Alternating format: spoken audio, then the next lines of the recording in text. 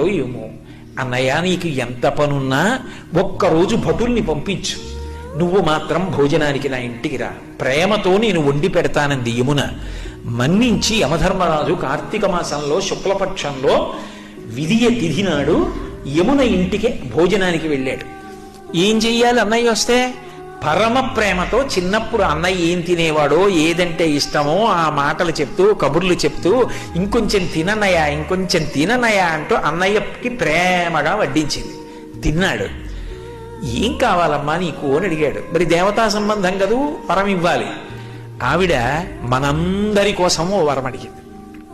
అన్నయ్య ఇది జ్ఞాపకం పెట్టుకుని ఈ తిథి నాడు ఏ అన్నయ్యని ఏ తమ్ముణ్ణైనా సరే, ఏ అక్క అయినా ఏ చెల్లైనా ఇంటికి పిలిచి అన్నం పెడితే ఆ అన్నం తిన్నందుకు ఆ అన్నకి కానీ తమ్ముడికి కానీ అపమృత్యు దోషం లేకుండా చెయ్యన్నయ్యా.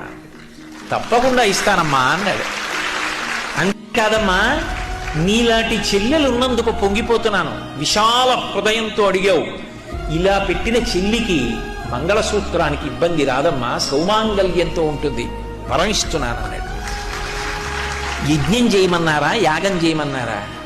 ఏడాదికొక్కసారి భగినీహస్త భోజనం అని తోడ పుట్టిన దాని ఇంటికి వెళ్ళి అన్నం తినమన్నారు.